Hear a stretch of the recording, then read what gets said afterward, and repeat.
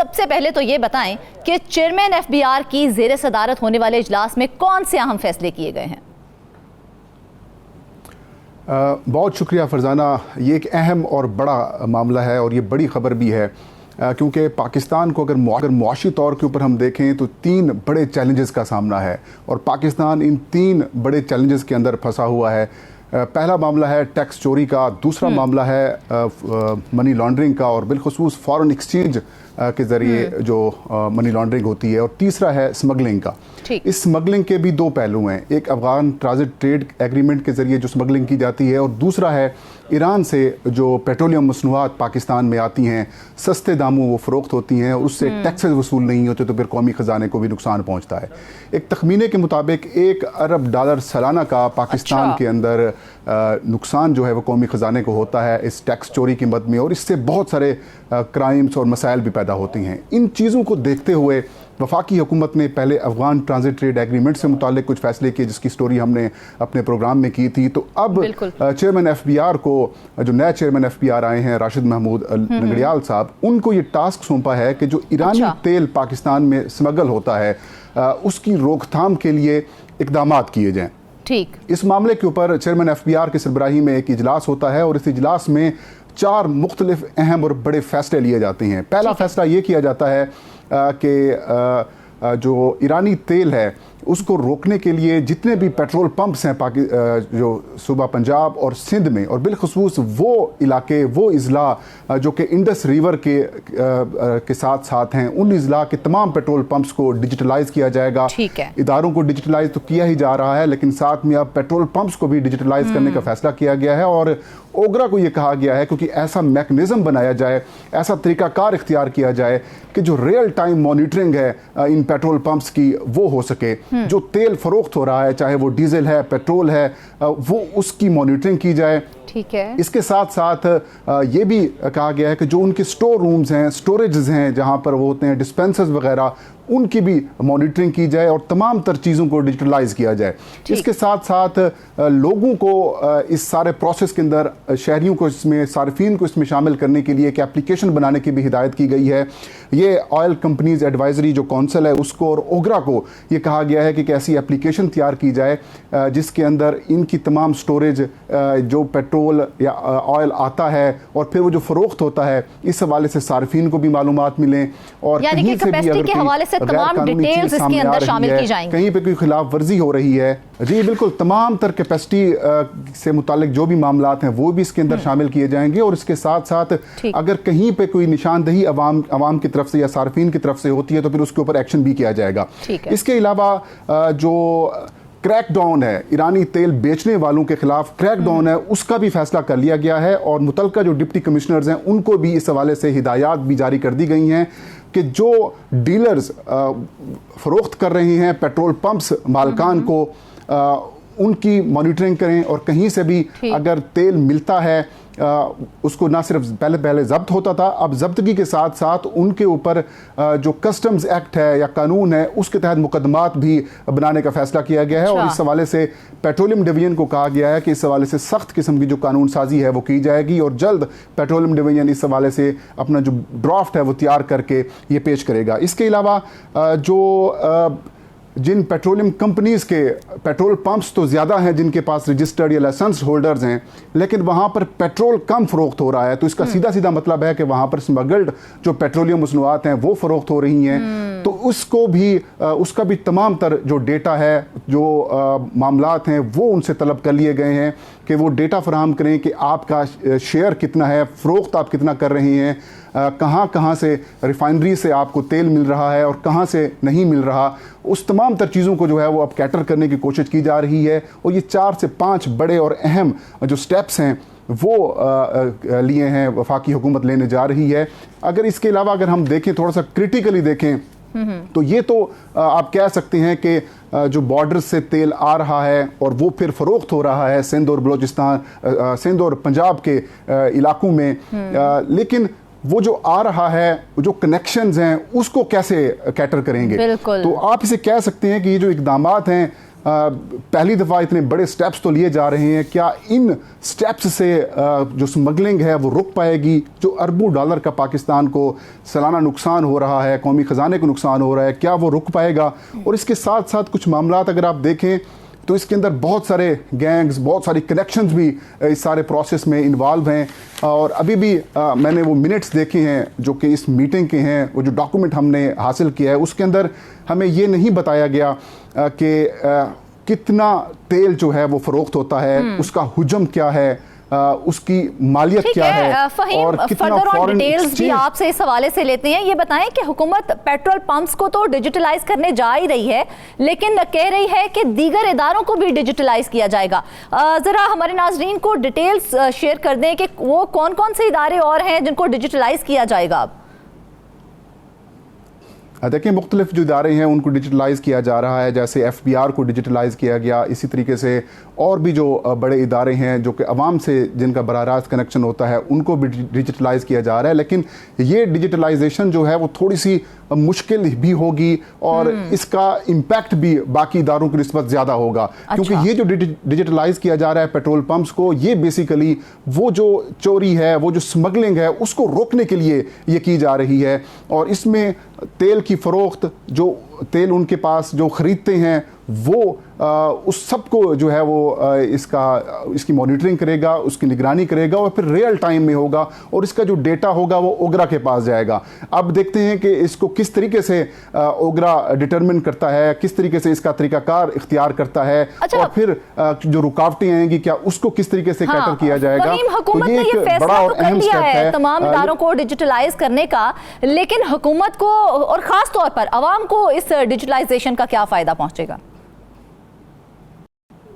अवाम को के बराह रास्त तो अवाम को अगर आप कहें कि ईरानी तेल बनिस्बत जो पाकिस्तान इंपोर्ट करता है तेल वो महंगा होता है, और जैसे ही आलमी मार्केट में तेल की कीमत बढ़ती है तो फिर ईरान की तरफ से जो स्मगल्ड तेल आता है तो फिर उसकी कीमत कम हो जाती है। अच्छा। बराह रास्त इसमें अवाम का तो फिलहाल नुकसान होगा, लेकिन अगर आप ब्रॉडर एस्पेक्ट में देखें कि इसकी वजह से $1 अरब की जो नुकसान पाकिस्तान को पहुंच रहा है, टैक्स वसूली के अंदर भी इश्यूज पैदा होते हैं, तो उससे ब्रॉडर एस्पेक्ट में इसका फ़ायदा पाकिस्तान की आवाम को पहुंचेगा, पाकिस्तान की रियासत को पहुंचेगा, हुकूमत को पहुंचेगा।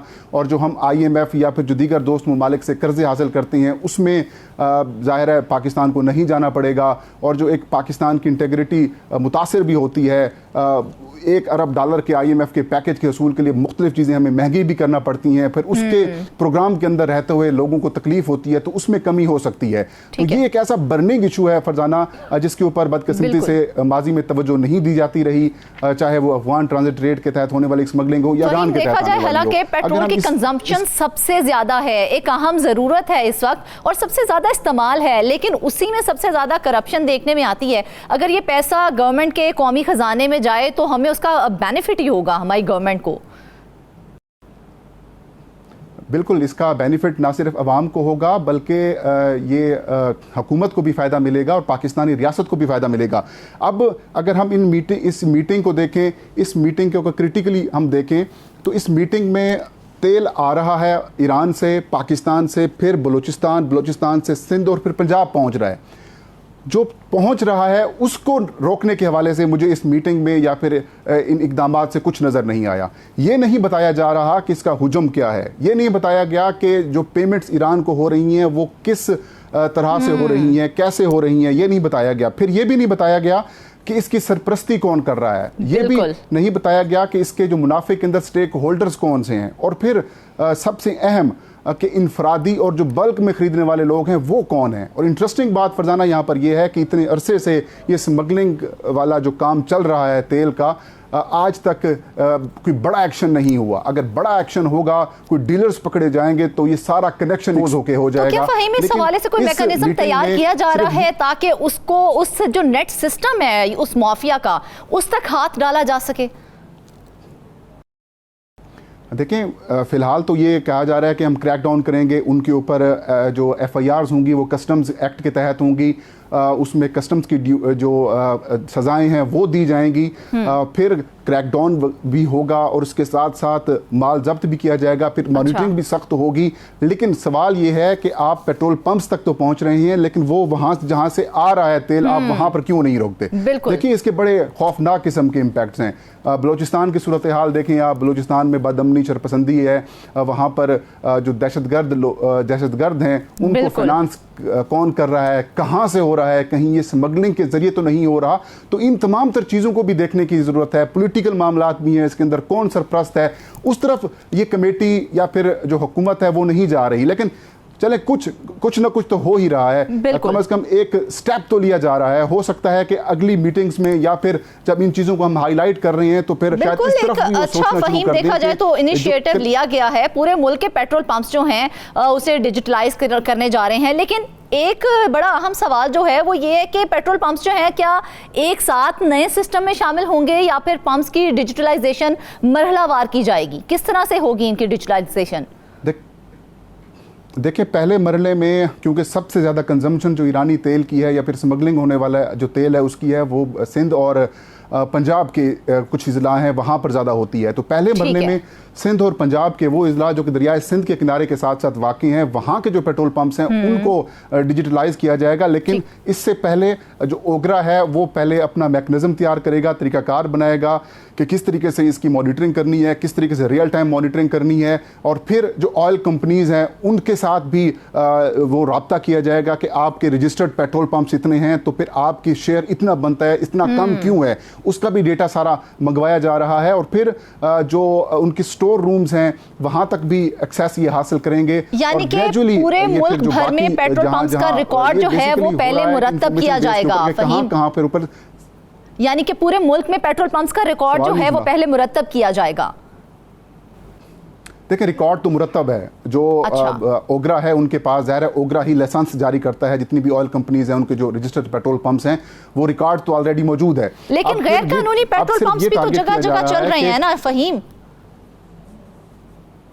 देखें जगह जगह पेट्रोल पंप्स तो चल रही हैं, लेकिन आप देखें ईरान से अगर तेल आता है तो अगर कोई इस्लामाबाद में या फिर लाहौर की तरफ अगर कोई पेट्रोल पंप की तरफ वो ऑयल जाता है तो वहाँ तक चार्जेस ज़्यादा हो जाएंगे। तो फिर वो जो पाकिस्तान में दस्तियाब जो हुकूमत की तरफ से फराम करदा पेट्रोल पंप्स के ऊपर तेल की कीमतें हैं वो फिर ज़्यादा हो जाएंगी और ईरानी तेल की कीमत भी उससे ज़्यादा हो जाएगी। तो उस तरह से अगर देखें तो सबसे ज़्यादा जो कंजम्पशन है वो सिंध और पंजाब के वो इलाके हैं जो दरिया सिंध के साथ वाक़ हैं। तो पहले मरहले में उनको टारगेट किया जा रहा है। फिर जहाँ जहाँ लेस आप कह सकते हैं कि खपत कम है फिर उन इलाकों या उन पेट्रोल पंप्स तक जाया जाएगा। तो पहले मरहले में जो डिजिटलाइज किया जाएगा इन इलाकों को किया जाएगा जहां पर सबसे ज्यादा खपत है और जो ईरान के करीब वाक़ई है और वहां पर जो सस्ता पेट्रोल है वो मिल रहा है। बिलखुसूस साउथ पंजाब और इंटीरियर सिंध के अंदर बहुत ज़्यादा जो ईरानी तेल है वो स्मगल्ड जो तेल है वो फ़रोख्त किया जा रहा है, क्योंकि पाकिस्तानी जो रियासती तेल जो कि फराम किया जा रहा है रिफाइनरीज की तरफ से उसका रेट ज़्यादा है और ईरान का तेल कम पड़ता है। तो इस चीज़ों को जो है वो टारगेट करके जो पॉलिसी है वो बनाई जा रही है और इसको डिजिटलाइज करने का प्लान किया जा रहा है। ये एक अच्छा स्टेप इसे कह सकते हैं, लेकिन जो बुनियाद है, जो बेसिक चीज़ है वो जो मैंने आपको बताया है कि कौन हैं ये लोग, कौन सरपरस्ती करता है, कनेक्शंस क्या हैं, फिर हुजम क्या है, किस तरह से रकम बाहर जाती है और कैसे पेट्रोल पाकिस्तान तक पहुंचता है या ऑयल पाकिस्तान तक पहुंचता है, शायद इस तरफ भी हमारी इस निशानदही के बाद चेयरमैन FBR या फिर हुकूमत जो है वो इस तरफ तवज्जो दे। अच्छा फ़हीम, एक आखिरी सवाल। बात तो यह कि फ़ैसले तो हो जाते हैं लेकिन उन पर अमल ना होने से चीज़ें बेहतर नहीं हो पाती हैं, तो क्या इन फैसलों पर अमल होता दिखाई दे रहा है अब आपको? फरजाना, ये एक बड़ी बदकिस्मती है कि हमारे यहाँ फ़ैसले भी हो जाते हैं, कानून साजी भी हो जाती है, प्लान्स भी तैयार कर लेते हैं, लेकिन जब एग्जीक्यूशन की बात आती है तो वहाँ पर रुकावटें खड़ी कर दी जाती हैं। जिन चीज़ों को हमने हाईलाइट किया कि एक अच्छा स्टेप है कि आप रियल टाइम मॉनिटरिंग की तरफ जा रहे हैं, लेकिन जो कल्प्रिट्स हैं, जो बेसिकली ओरिजिनल चीज़ है, जो बुनियाद है इस सारे मसले की, उस तरफ भी जाना चाहिए। देखिए अफगान ट्रांजिट ट्रेड के तहत भी अरबों डॉलर की जो है वो स्मगलिंग होती है, इस तेल के ज़रिए भी होती है। तो जो 3 बड़े मसाइल हैं उस तरफ तवज्जो देने की ज़रूरत है। स्मगलिंग कवानीन के हवाले से भी कोई तरमीम की जा रही है कि उन स्मगलिंग कवानीन में भी कोई तरमीम की जाए, उनमें बेहतरी लाई जाए?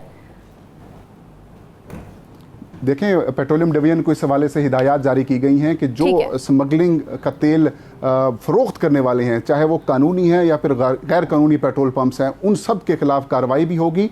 उनके ऊपर जो FIRs होंगी वो स्मगलिंग एक्ट के तहत होंगी और उसकी सजाएं बढ़ाने के लिए भी पेट्रोलियम डिवीजन को हिदायत की गई है कि इस हवाले से लेजिस्लेशन की जाए और ड्राफ्ट तैयार किया जाए।